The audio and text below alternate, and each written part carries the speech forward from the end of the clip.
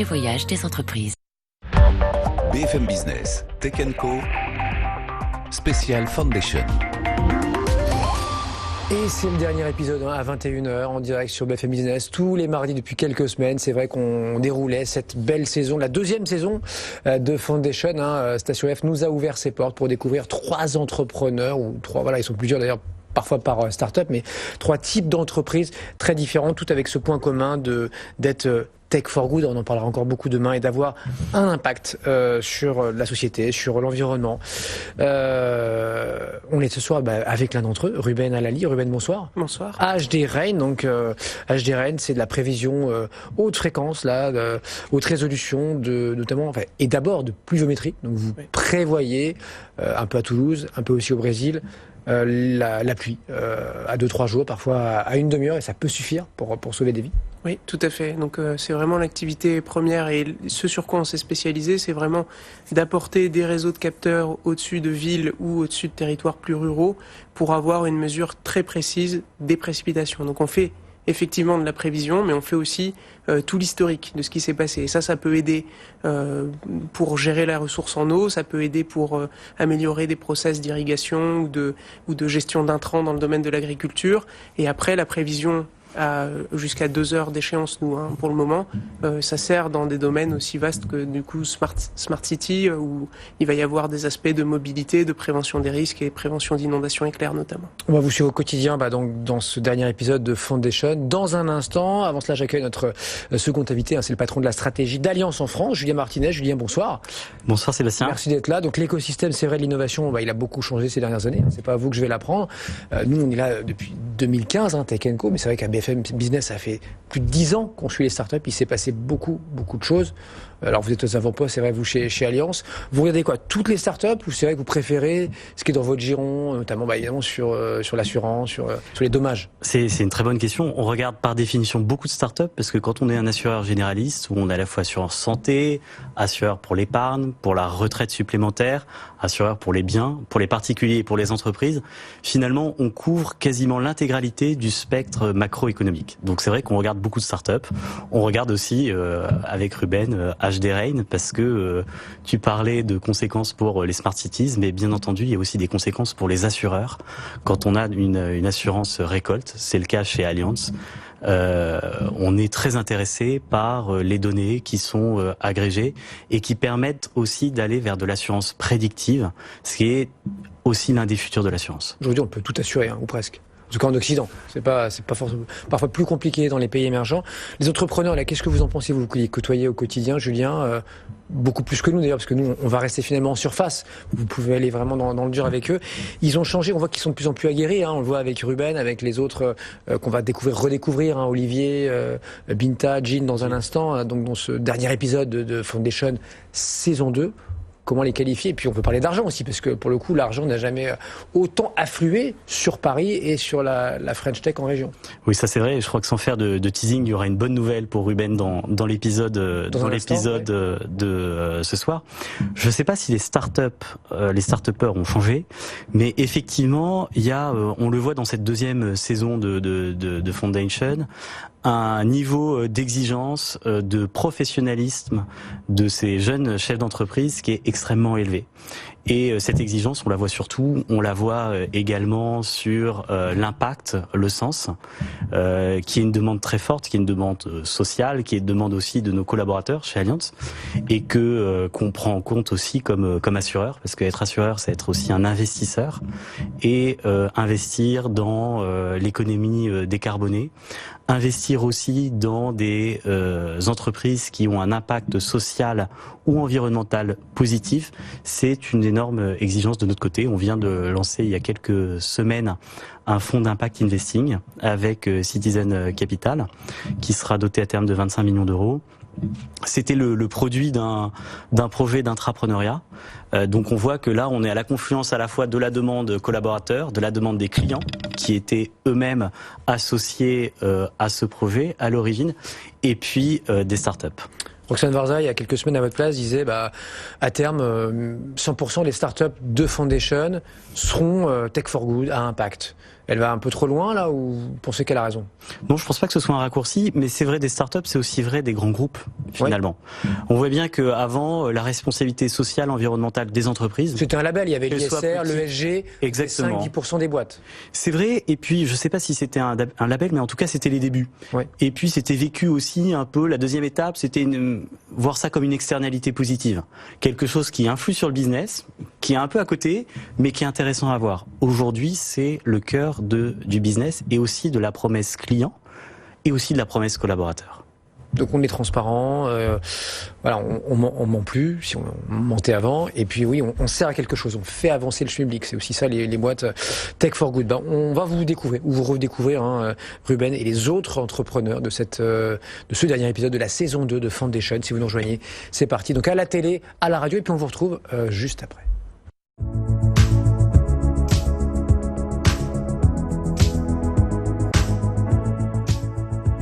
Fin décembre, pas de neige, c'est le changement climatique. Il y a de la variabilité annuelle, mais c'est juste qu'on a déjà pris 1 degré de plus, quoi.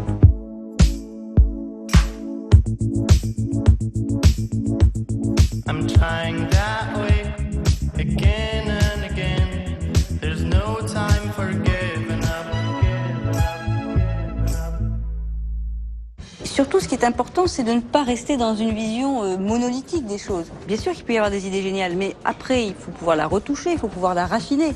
D'une certaine manière, il faut pouvoir être d'une certaine humilité pour être dans cette écoute. Ça, je crois que c'est hyper important aussi. Même quand tu viens de lever des fonds, non, en fait, tu peux pas te poser justement. Parce qu'il y a beaucoup ça, tu vois, souvent les CEO se disent, c'était horrible, j'ai passé 6 mois à chercher de l'argent, j'ai enfin levé des fonds, on est moins dans la crise, tu vois. Bah non, en fait, maintenant, faut délivrer, en fait, parce qu'il y a des gens qui ont misé sur toi. You do have to find growth very fast, otherwise you could die as a startup.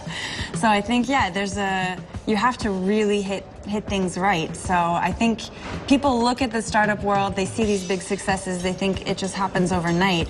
It's a ton of hard work. Après, il y a toujours les problèmes de fonctionnement de l'entreprise, mais ça c'est simple, il y a des centaines de milliers de personnes qui sont capables de les aider, les accompagner. C'est pas ça le vrai sujet. Le vrai sujet, c'est est-ce qu'ils sont capables de se concentrer sur leur projet et d'y croire et de penser que ça va marcher, que ça va fonctionner, d'avoir une forme de naïveté presque, parce que c'est avec cette naïveté qu'ils vont être capables d'avancer, de créer des grandes choses.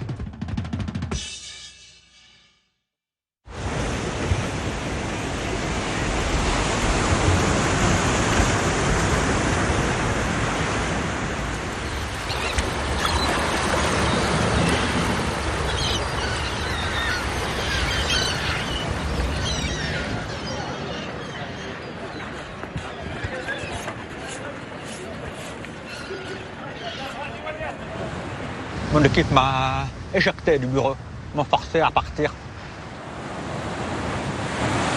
J'ai été expulsé de ma boîte pendant 1 semaine. Tellement c'était important pour eux que je prenne aussi un peu de recul.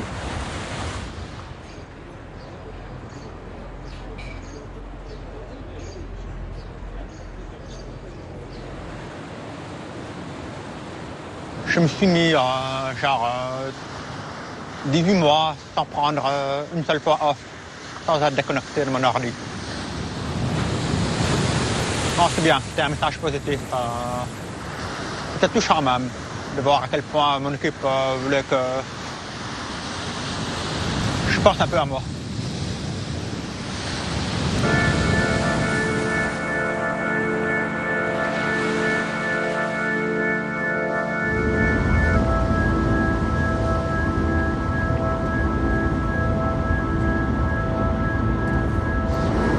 This year it's been like between 300 and 700 people coming every month, including children. Yeah, and then usually they stay for as long as... Some people in campus stay there for over 10 years or 15 years. Yeah. Like recently, our community librarian, she was resettled after 14 years. So it depends. You never know when they will leave.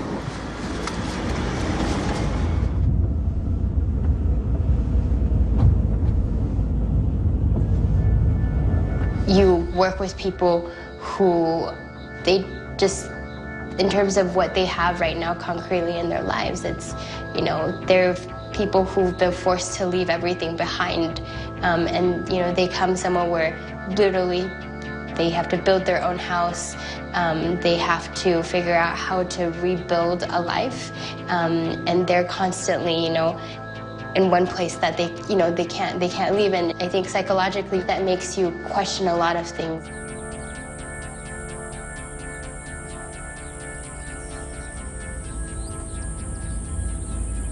Sometimes you come from different worlds and then you're put in an environment where you can't have the same assumptions about how the world works. It's also, I think, you get personally invested in people's lives, and you know, at the end of the day, whether it's about helping 1 people or 1,000 people, it's a human being in front of you that you're trying to help. And I think that's always emotionally very raw, I think.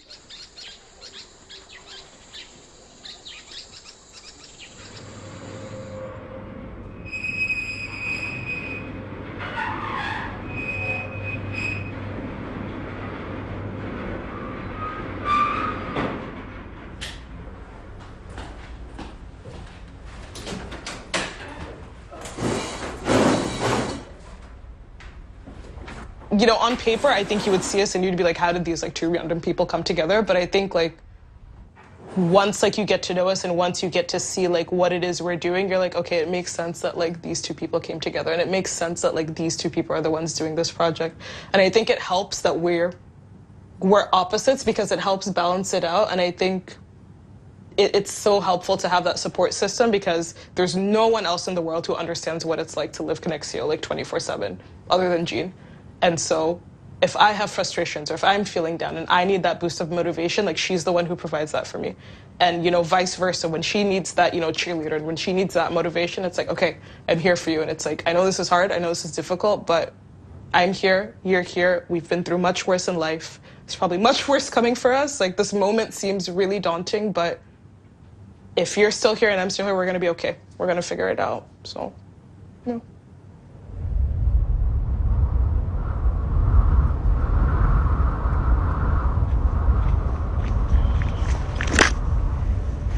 On est dans une station de ski, on est le 20 décembre et bon, on a installé nos capteurs pour mesurer la neige, mais en même temps il n'y a pas de neige jusqu'à je sais pas quand. Et genre il n'y a pas de neige jusqu'en janvier, ils luttent contre le changement climatique à coups de canon ouais, à coups de canon à neige et puis de lutte contre le temps, mais je sais pas combien de temps ça va tenir. Il y a de la variabilité annuelle, mais dans ces proportions-là, c'est juste qu'on a déjà pris 1 degré de plus, quoi.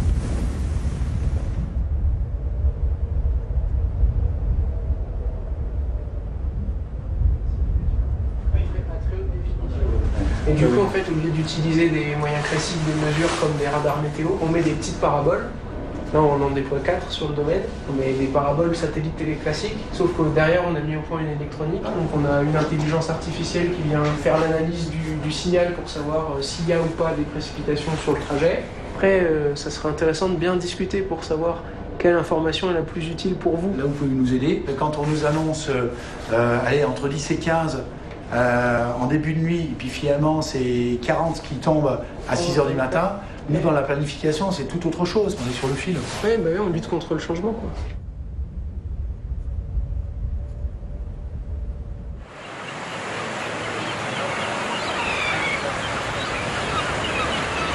Alors effectivement j'entends les vagues tout ça, mais quand je vais surfer, j'enlève mes appareils, j'entends plus rien. C'est agréable comme sensation. D'être totalement dans le silence total.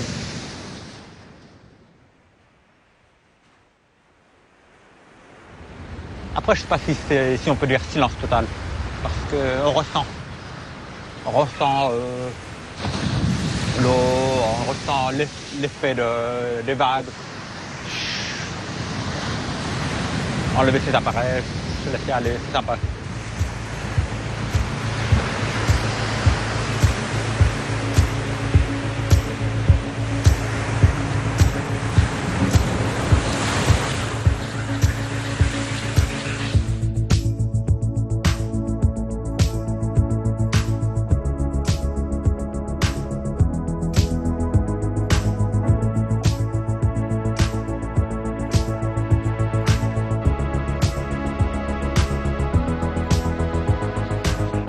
Cette année, on nous a dit vous faites trop scientifique, il faut faire plus de business, il faut vendre. Vous vous rendez pas compte la réalité économique, il faut des loups, il faut des gens qui déchiquetent et qui vont faire de la négociation à mort en tirant partout pour essayer de ramener le plus de cash possible. Ok, mais c'est pas moi, donc laissez-nous le construire et pas forcément avec vos codes à vous. Et c'est pas dit qu'on n'y arrive pas avec nos codes.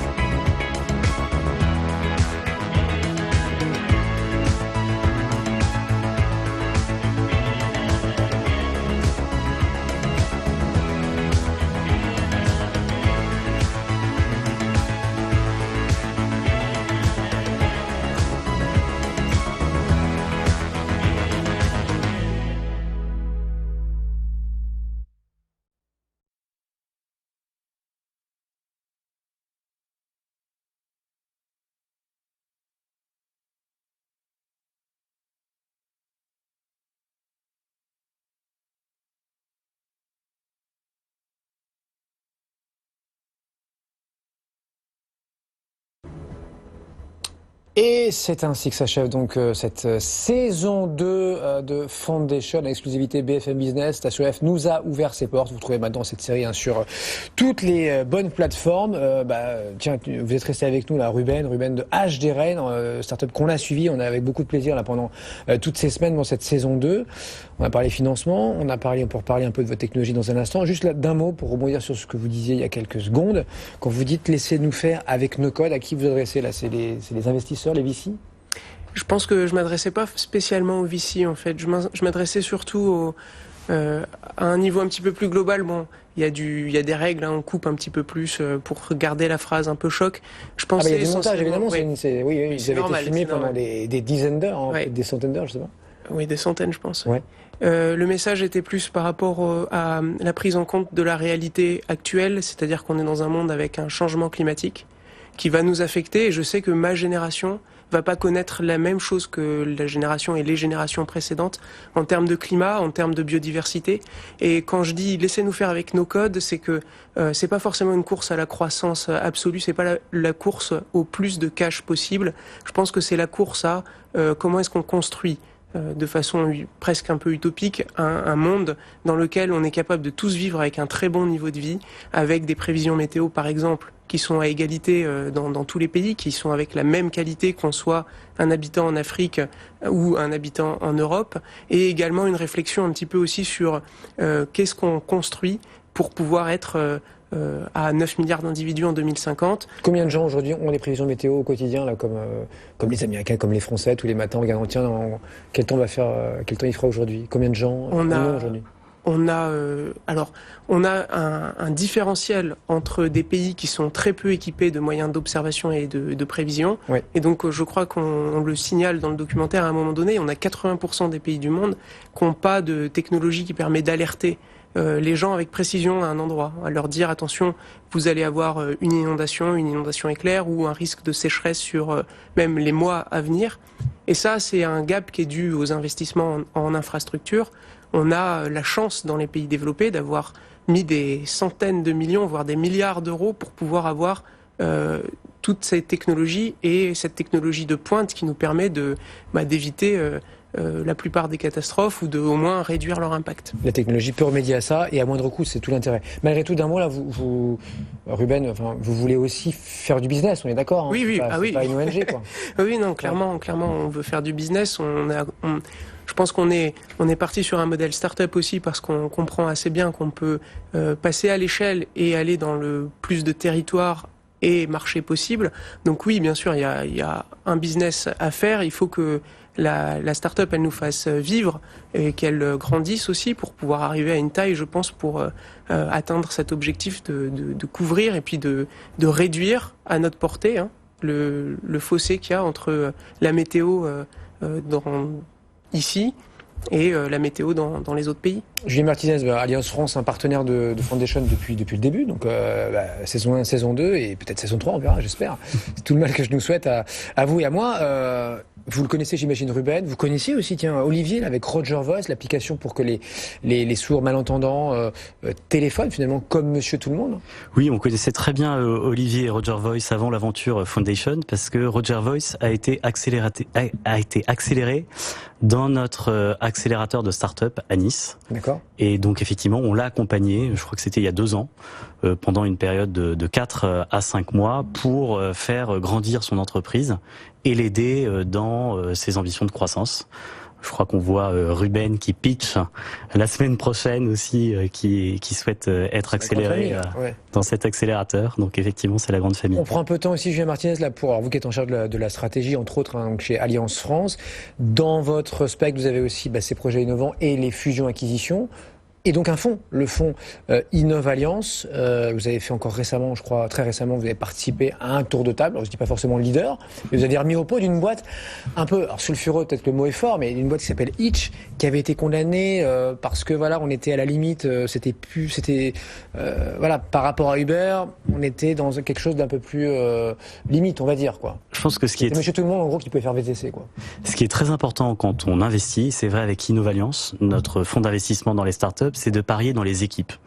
Et nous, on a parié sur Teddy Pellerin, qui est un fantastique entrepreneur et qui a su faire un très beau mouvement vers un modèle plus classique de VTC avec une vraie spécialisation. Et il a une histoire qui est fabuleuse. Il y a 2 ans, 1 an et demi, on participait à la première levée de fonds et effectivement, il y a quelques jours, il annonçait une nouvelle levée de fonds de 34 millions d'euros. Et bien entendu, notre engagement, c'est d'accompagner les startups sur le long terme. Donc, bien entendu, on participe à cette belle levée de fonds. Attendez, vous dites bien entendu, mais il y a encore pas longtemps, un truc pareil, je veux dire, on est marqué au fer rouge, surtout en France d'ailleurs. Aux US, c'est plutôt bien d'avoir eu un échec. En France, tout le monde tourne le dos. Et entre autres, les corporates, pas que. Les journalistes, on leur tombe dessus pour les mettre au banc. Et là, vous dites non, vous changez vous aussi d'état d'esprit en disant il pivote et donc on l'accompagne parce que lui, il est super. Alors, donc il n'avait pas la bonne idée, mais un bon entrepreneur a une bonne idée. Là, c'est. Moi, je parle que pour Alliance France et on change pas d'avis. C'est la logique du fonds depuis 3 ans, c'est accompagner des startups, mais surtout accompagner des entrepreneurs. Teddy il lève des fonds parce que il veut favoriser son expansion internationale, particulièrement en Afrique. On a la chance d'appartenir à un groupe mondial qui a une vraie présence en Afrique francophone et on va aussi l'aider d'un point de vue business à y aller. Donc il fera du VTC aussi, ça va être quoi son... Oui, il fera aussi du VTC, effectivement. Ouvert peut-être au taxi, etc. aussi. Alors ça, il faut voir avec lui, je le laisse développer sa stratégie, mais c'est effectivement du VTC en Afrique francophone. Parlons business, Ruben, peut-être pour terminer également. HD Rain, alors il y a eu Toulouse, c'est vos capteurs, il y a eu le Brésil, où vous l'avez bien expliqué tout à l'heure avant le dernier épisode. À la fin, vous faites de la prévision météo, très très fine, très très locale, mais aussi vous étudiez tout ce qui s'est passé depuis des années. Vous avez vraiment une histoire, voire plus, je sais pas. Alors des années, non, parce que ça fait 1 an qu'on a des capteurs, donc. Oui, on peut pas revenir en arrière. Voilà. Oui. C'est une bêtise. Mais c'est le démarrage. Ouais. Peut-être que dans 10 ans, je pourrais vous dire, on a fait une analyse avec les données d'HD Rain depuis 10 ans. Brésil, Toulouse et les Pyrénées. Typiquement, si on prend l'exemple des Pyrénées, depuis je sais pas 5-6 mois que vous y êtes avec vos capteurs, qu'est-ce que vous avez appris, qu'est-ce que vous avez vu là? Alors on était avec une station de ski qui est la station de ski de Péragude, qui est une station qui a déjà beaucoup innové. Ils ont testé pour la première fois des types de canons qui réduisaient la quantité d'eau qui était nécessaire pour produire le même volume de neige. Ils ont testé des dameuses électriques. Et là, avec nous, pendant la saison hivernale, ils nous ont fait confiance pour tester le système, pour regarder les précipitations solides, donc neige, grêle cet été. On est sur une amélioration de la finesse de la prévision météo à l'échelle de la station, où eux, ils ont des enjeux, à savoir pouvoir fournir à leurs clients un produit le matin qui est propre et sans trace, complètement damé, et des prévisions météo qui arrivent de Toulouse, qui est à 120 km, qui sont pas forcément en adéquation avec ce qui se passe. Donc dans ce type de territoire, on est venu apporter une technologie qui est résiliente, qui est facile à déployer. On a vu dans le documentaire, c'est des petites paraboles. On est capable de faire la mesure dans les reliefs, et là, on va servir des applications donc sur la station de ski, mais aussi sur de la production hydroélectrique avec EDF qui a besoin de prévisions météo et de mesures météo de très haute qualité et de très haute définition. Bon, le coup d'après, c'est quoi alors? Vous aussi, vous partez dans... Il y a le Brésil, mais dans d'autres pays émergents? Alors pour le moment, là, ce qu'on a fait, et c'était quelque chose qu'on nous reprochait l'année dernière, c'est d'être très scientifique. Donc on a musclé la partie business, on a recruté de ce côté-là. On a mis en place des choses qui sont beaucoup plus optimisées et je pense beaucoup plus sérieuses par rapport à ce qu'on pouvait faire l'année dernière. On a mis en place notre CRM, notre pipe.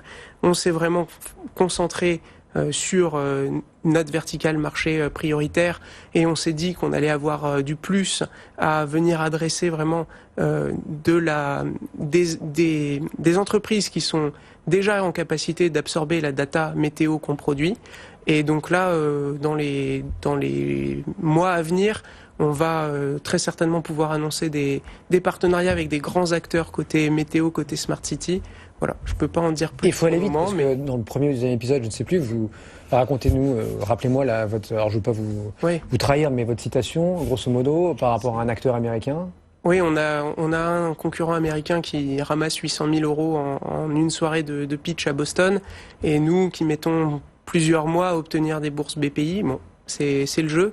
Après, il semble que les choses se débloquent en France et qu'il y ait des levées qui seront plus faciles d'accès avec des montants plus grands disponibles. Et d'accord, Julien, ça n'a jamais été aussi simple de lever rapidement de grosses sommes d'argent quand on a des bonnes idées, une bonne équipe. Je crois pas que ce soit simple, mais effectivement, il y a de l'argent à lever. On a vu de très belles levées. On avait vu l'année dernière la levée de Ledger, qui est une autre entreprise. 68 millions. Oui, je crois 70 millions d'euros à peu près dans les crypto-monnaies, qui est une autre entreprise qui avait été... évidemment, mais je veux dire, c'est vrai qu'on n'avait jamais vu ça en France. C'est vrai. C'est une entreprise qui a été accélérée par Allianz, donc je pense que ça porte bonheur. Merci à tous les deux, Julien Martinez, Allianz France, HD Rain, représenté ce soir par son cofondateur, Ruben Alali. Merci à vous deux, messieurs, bon vent. Merci. Et puis donc, saison 3, on se recroise, j'espère, Julien. Merci. À très vite, bonne fin de soirée. Dans un instant, 21h30, c'est l'actu tech du jour. Jean-Christophe Roisset aux commandes du journal.